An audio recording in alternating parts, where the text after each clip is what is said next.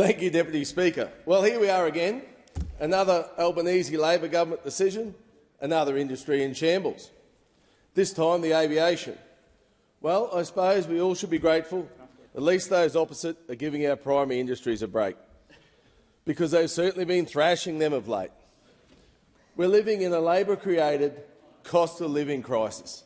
Mortgages are growing up, fuel prices are going up, insurance almost unaffordable, power prices skyrocketing, and grocery prices, for those that can afford them, are making other choices and buying a cheaper product. Everything is more expensive under Labor. But when those opposite had a chance to do something about it, to allow for cheaper aviation travel, what did they do? Nothing. When the QATAR deal was on the table, they said no. When will, for those opposite, the penny drop that we are in a cost of living crisis created by them? People are doing it tough. People cannot afford just to go and have a cheap airline flight. We're not like the Deputy Prime Minister who can just jump on a VIP and fly around the place willy-nilly wherever it suits him. People have to save. And for those people who have saved and want to take that flight overseas, when they've saved their money with all this cost of living crisis, no, now it's going to be more expensive.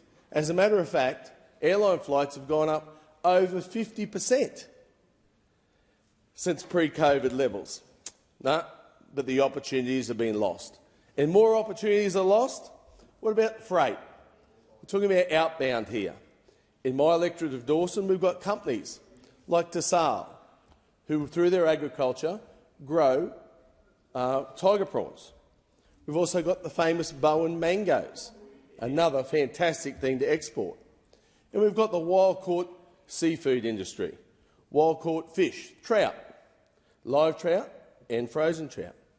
We've also got prawns, crabs, all this freight that can go underneath the bellies of these aeroplanes. And let's talk about the inbound. With Sundays, in my electorate of Dawson, right in the middle, the number 2 international destination in the world, famous for its Whitehaven Beach. It's 74 beautiful islands, and we are the heart of the Great Barrier Reef. And thanks to this very, very ordinary, actually bad, Albanese Labor government decision that has chosen not to allow 1 million more visitors to Australia from Europe and the Middle East, we'll be missing out. Why do you not like tourists? I do not get it. Dawson relies on backpackers. We rely on backpackers to come and help pick our fruit. We rely on backpackers for hospitality, to look after our hospitality areas.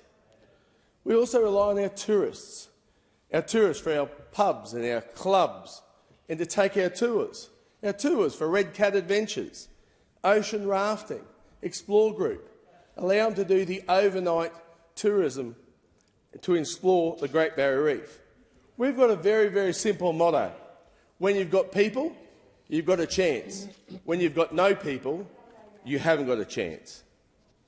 And when you've got cheaper flights, people can then spend their money on the destination. They can come and enjoy the Whitsundays and spend the money in the area. So what about our stakeholders? All other major Australian airlines are asking for the decision to be reversed. Even your other mates in the other states, all the Labor states, they're asking for the decision to be reversed. Deputy Speaker, I asked who would rob the tourism industry of $788 million, and who would rob the Australians the choice of an airline? I can tell you who. The Albanese Labor government. And they did it so easily too, with just one decision: to reject the proposed increase in QATAR airline flights, a decision cloaked in secrecy and obscurity. I think we might have a bit more of that coming out just from before.